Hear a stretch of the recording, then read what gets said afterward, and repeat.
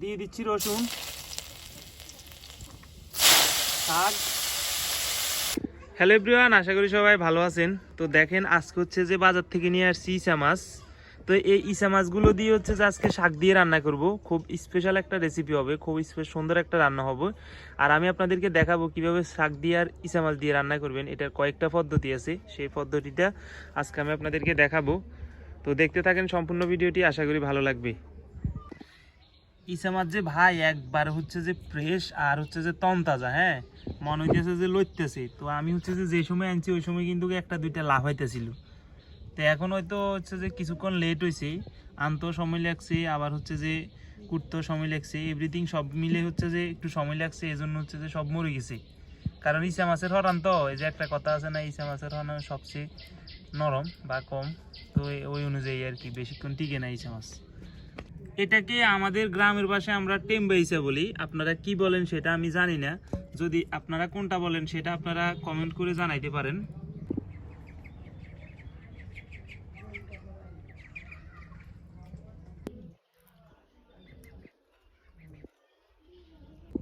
এরা হচ্ছে যে জোগলা খাইবার লাই চলে এসেছি ইসা মাছের।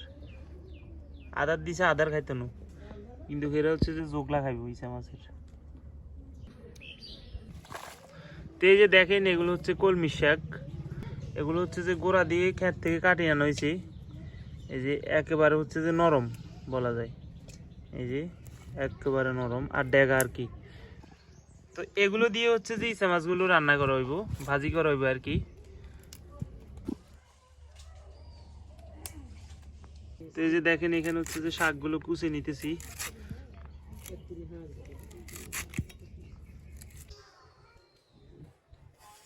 তো এই যে আর হচ্ছে বরবটি। তো এগুলো হচ্ছে যে ইসা মাছ দিয়ে রান্না হইব। হচ্ছে যে কিছু ইসা মাছ হচ্ছে যে শাকের সাথে দেওয়া হইব, আর কিছু ইসা মাছ হচ্ছে যে এই বরবটি দিয়ে রান্না হইব। ভাই বিশ্বাস যদি করেন, এই বরবটি দিয়ে ইসা মাছ দিয়ে এত ভালো মিলে শাকের চেয়েও মনে হইতেছে বরবটির সাথে ইসা মাছ ভালো মিলে। তবে শাকও কিন্তু ভালো লাগে ইসা মাছ দিয়ে খাইতে। তো এই বরবটিগুলো হচ্ছে যে হালকা ঝোল করে রান্না হইব ইসা মাছ দিয়ে।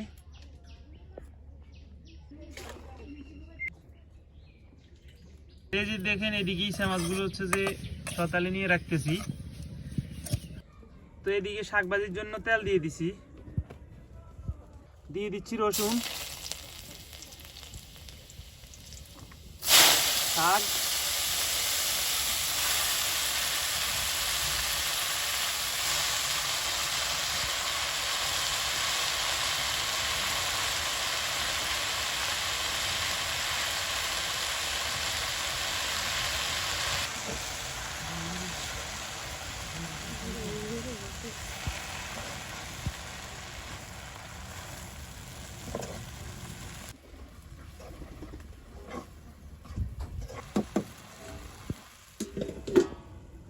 কিছুক্ষণ ঢেকে দেওয়ার পর ঢাকনাটা উল্টে নিলাম। এখন দিয়ে দিচ্ছি লবণ, হলুদের গুঁড়া,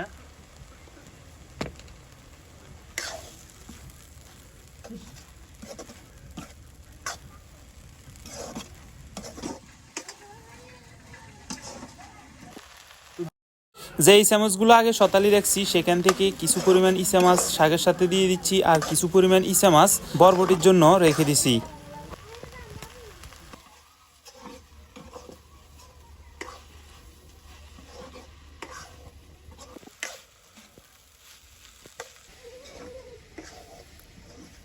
এই যে দেখেন শাকগুলো হয়ে গেছে, এখন নামাই নিচ্ছি। ইসা মাছগুলো কিন্তু শাকের ভিতর লুকাই গেছে, অনেক ইসা মাছ দিছি। তো এদিকে বরবটির জন্য দিয়ে দিচ্ছি তেল। তেল হয়ে গেছে গরম, তো নলির লগে দিয়ে দিচ্ছি বরবটিগুলো।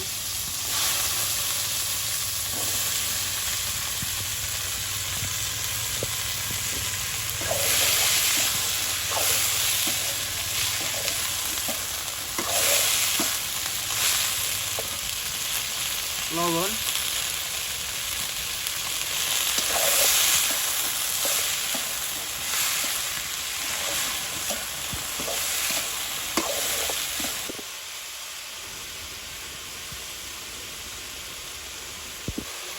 দিয়ে দিচ্ছি পেঁয়াজ কুচি,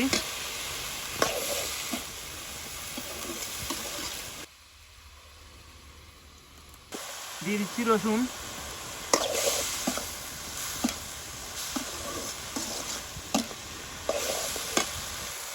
হলুদের গুঁড়ি,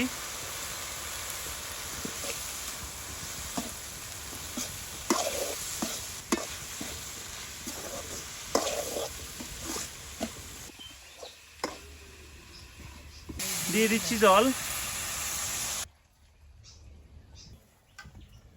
দিয়ে দিচ্ছি মরিচের গুঁড়া,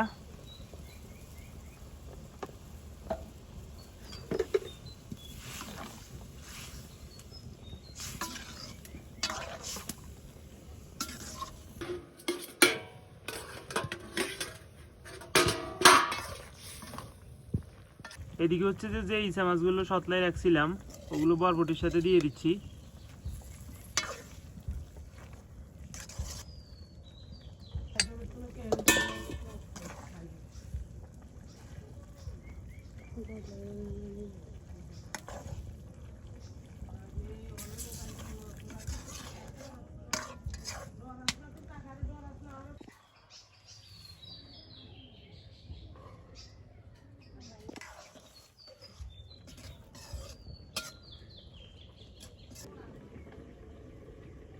তো এই যে দেখেন ঝোল একেবারে টানি গেছে, তো এখন নামাই নিব।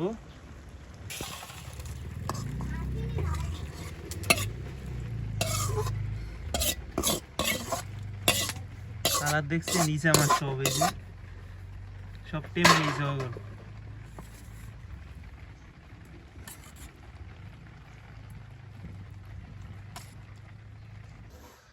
তো রান্না বান্না শেষ, এখন হচ্ছে খাওয়ার পালা। এই যে শাক নিয়ে নিলাম। শাকারি মাছ ভাই, এটার কোনো তুলনাও না, খুব ভালো হয়েছে।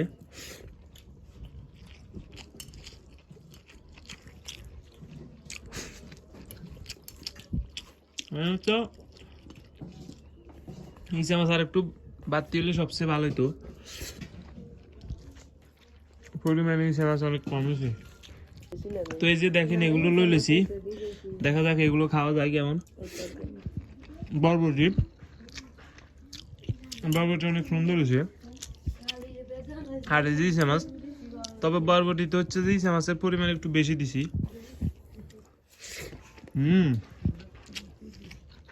অসাধারণ, খুব ভালো হয়েছে। তো ধন্যবাদ সম্পূর্ণ ভিডিওটি দেখার জন্য, আশা করি আপনাদের ভালো লাগছে। সবাই ভালো থাকবেন।